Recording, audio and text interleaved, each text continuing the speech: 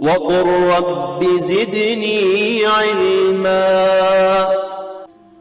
بسم اللہ والصلاۃ والسلام علی رسول اللہ وبعد۔ محترم بھائیو اور بہنوں، السلام علیکم ورحمۃ اللہ وبرکاتہ۔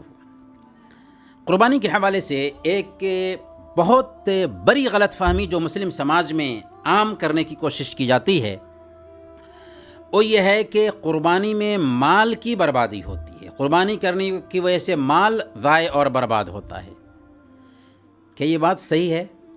قطعاً نہیں، بلکہ ایسے لوگ ذہنی مریض ہیں، یہ ان کی ذہنی عیاشی ہے کہ اس طرح کی بات کرتے ہیں کہ قربانی سے مال کی بربادی ہوتی ہے۔ اگر ان کی بات مان لی جائے تو ایک دن آئے گا کہ وہ کہیں گے کہ نماز میں بہت وقت لگتا ہے، 5 وقت کی نماز کے لیے 5 وقت اذان دینا، 5 وقت مسجد میں حاضر ہونا، اس سے بہتر ہے کہ ایک ہی وقت اذان دی جائے اور 5 وقت کی نماز جمع کر کے ایک ہی مرتبہ پڑھ لی جائے۔ نماز میں کٹوتی شروع کر دیں گے۔ پھر حج کے بارے میں وہ مشورہ دیں گے کہ حج میں اتنے سارے پیسے خرچ ہو جاتے ہیں، کیا ضرورت ہے کہ مکہ جا کر کے حج کریں، حج کے ان پیسوں کو غریبوں پہ خرچ کر دو، اور کتنے لوگ کہتے بھی ہیں۔ تو یہ ذہنی مریض لوگ ہیں جو اس طرح کی باتیں کرتے ہیں۔ دوسری بات، قربانی ایک مالی عبادت ہے۔ جیسے کچھ عبادتیں مالی ہوتی ہیں، کچھ عبادتیں بدنی ہوتی ہیں، کچھ عبادتیں مالی اور بدنی دونوں ہوتی ہیں، تو قربانی یہ ایک مالی عبادت ہے، اور اللہ رب العالمین اسی شکل میں اس عبادت کو برتنے کا حکم دیتا ہے، اور یہ ایک فطری عمل ہے۔ قربانی کا جذبہ فطری ہے، لیکن اللہ یہ کہتا ہے، ہمارا دین یہ کہتا ہے، ہماری شریعت یہ کہتی ہے کہ اس جذبہ کو صرف ایک اللہ کے لیے خاص کرو۔ دوسری قومیں بھی قربانی کرتی ہیں لیکن اپنے بھگوانوں کے لیے، ہمارا دین یہ کہتا ہے کہ قربانی صرف ایک اللہ کے لیے ہونی چاہیے۔ یعنی اللہ کو قربانی اس طور پر مطلوب ہے کہ اس کے ذریعہ ایک انسان کے اندر اللہ کی نعمت کا احساس پیدا ہو، اور وہ یہ سوچے کہ یہ جانور بھی ذبح کیا جائے تو اللہ کے نام پر جانور ذبح کیا جائے۔ اس لیے قربانی سے بڑھ کر کوئی عمل نہیں ہو سکتا۔ عید الاضحیٰ کے دن فتاوی عالمگیری میں بہت ہی مشہور یہ الفاظ آئے ہیں کہ شراء الاضحیۃ بعشرۃ دراہم خیر من التصدق ب1000 درہم۔ 10 درہم میں جانور خرید کر کے اس کی قربانی کرنا 1000 درہم صدقہ کرنے سے بہتر ہے۔ سمجھ میں آیا؟ قربانی کی ہماری شریعت میں یہ اہمیت ہے کہ قربانی کے دن، بقرعید کے دن، خون بہانے سے بڑھ کر اللہ کو کوئی عمل پسندیدہ نہیں، اس لیے ہم قربانی بھی کرتے ہیں، صدقہ اور خیرات بھی کرتے ہیں۔ صحابہ کرام، خلفائے راشدین اور پوری امت کا اس بات پر اتفاق ہے۔ ہمارے ہاں جو فضول رسم و رواج ہے اور جو تفریحات ہیں، جیسے شادی بیاہ اور دوسری جو دعوتیں ہیں، ان پر بے تحاشا پیسے خرچ کیے جاتے ہیں، کیا ان میں مال کی بربادی نہیں ہوتی ہے؟ کیا اس وقت ان کو غریب کی بیٹیاں نظر نہیں آتی ہیں؟ اس وقت ان کو ضرورت مند دکھائی نہیں دیتے ہیں؟ لیکن اس وقت غریب کی بیٹیاں کیوں دکھائی نہیں دیتی؟ اس وقت ضرورت مند کیوں نظر نہیں آتے؟ کیونکہ وہ ذہنی مریض ہیں، وہ اپنے ذہن کا علاج کرائیں گے تو یہ بیماری جاتی رہے گی۔ پھر ہم جب قربانی کے معاشی پہلو پر غور کرتے ہیں تو پتہ یہ چلتا ہے کہ نہیں، قربانی میں مال کی بربادی نہیں ہے، معاشی ناحیہ سے بھی قربانی میں بہت سارے فوائد ہیں۔ اب آپ دیکھیے کہ قربانی کرنے کے بعد جو جانور کا گوشت ہوتا ہے، کیا گوشت کو برباد کیا جاتا ہے؟ قطعاً نہیں۔ گوشت کے بارے میں حکم ہے کہ خود کھاؤ اور غریبوں کو کھلاؤ، دوسروں کو کھلاؤ۔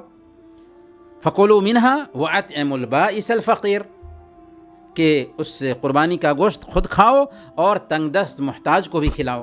گویا کہ قربانی کا گوشت برباد نہیں ہوتا، بلکہ ہم خود کھاتے ہیں اور وہ گوشت غریبوں کو بھی کھلاتے ہیں۔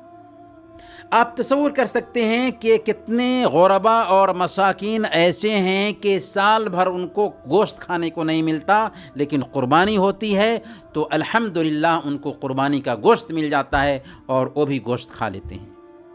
اسلام نے قربانی کے گوشت کا جو فائدہ ہے وہ تو اپنی جگہ پر ہی ہے، اس کے ساتھ ساتھ اسلام اس بات کا بھی حکم دیتا ہے کہ کھانے پینے میں اعتدال کو ملحوظ رکھو، کھانے پینے کی چیزیں برباد مت کرو۔ وَكُلُوا وَاشْرَبُوا وَلَا تُسْرِفُوا، کھاؤ پیو اور اسراف مت کرو۔ تو جب ہم قربانی بھی کرتے ہیں تو اس کے گوشت میں اسراف نہیں کرتے، فضول خرچی نہیں کرتے، اس کے گوشت کو ضائع نہیں کرتے، بلکہ اس کی ایک ایک بوٹی کی ہم حفاظت کرتے ہیں اور اسے استعمال کرتے ہیں۔ اللہ نے خود اس بات سے روکا کہ ہم نعمت کو ضائع کریں۔ اللہ کے نبی صلی اللہ علیہ وسلم کی حدیث ہے، صحیح مسلم کی یہ حدیث ہے، اذا وقعت لقمۃ احدکم فلیاخذ،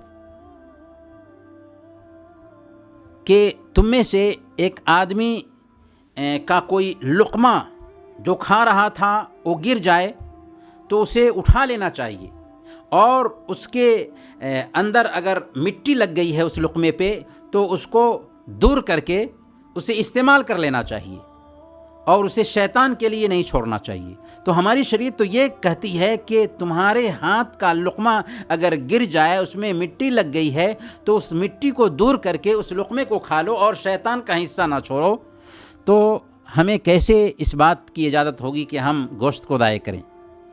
اور پھر قربانی کے لیے 4 دن رکھے گئے ہیں، قربانی ایک ہی دن نہیں ہے، قربانی 4 دن کی جاتی ہے، اور اس دن میں اطمینان کے ساتھ میں ہم قربانی کر کے اس کے گوشت کو صحیح طریقے سے استعمال کرتے ہیں۔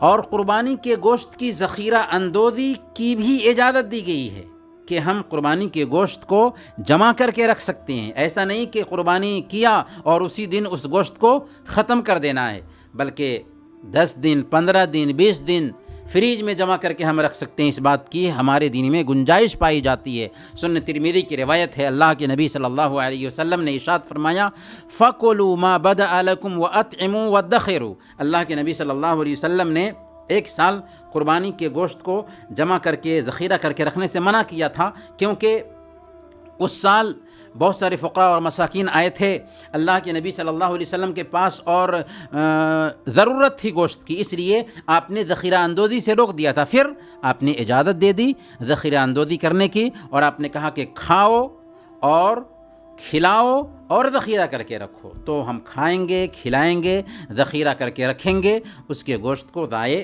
نہیں کریں گے۔ پھر اس میں معاشی پہلو کیسا پایا جاتا ہے کہ جانور جو لوگ پالنے والے ہوتے ہیں ان کا یہ ذریعہ معاش ہوتا ہے۔ لوگ جانور پالتے ہیں اور بیچتے ہیں، اس کے ذریعہ ان کا گزر بسر ہوتا ہے۔ اور جانور خرید کر کے بہت سارے لوگ منڈیوں میں لاتے ہیں، وہ خود کماتے ہیں، تو ایک طرف جانور پالنے والوں کی کمائی بنی، جو لوگ جانور خرید کر کے منڈی میں لے کر کے گئے ان کی کمائی بنی، پھر قصاب جب جانور ذبح کرتا ہے تو قصاب کی کمائی الگ سے بنتی ہے۔ قربانی کی کھال کو دیکھیے تو اس کھال سے غریبوں کی ضرورتیں پوری ہوتی ہیں، یتیم خانوں اور مدرسوں کی کفالت ہوتی ہے، بلکہ کتنے مدرسے ہیں کہ انہی کھالوں کے ذریعہ ان کا سالانہ بجٹ بنتا ہے۔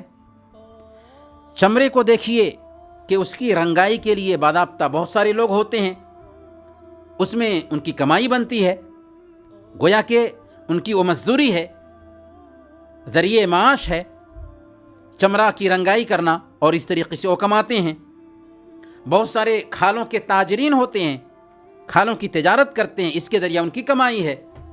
تو ان ساری کمائی پہ آپ لات مارنا چاہتے ہیں، یہ کہہ کر کے کہ قربانی میں مال کی بربادی ہے، یہ ذہنی عیاشی ہے، اس کے علاوہ اور کچھ بھی نہیں۔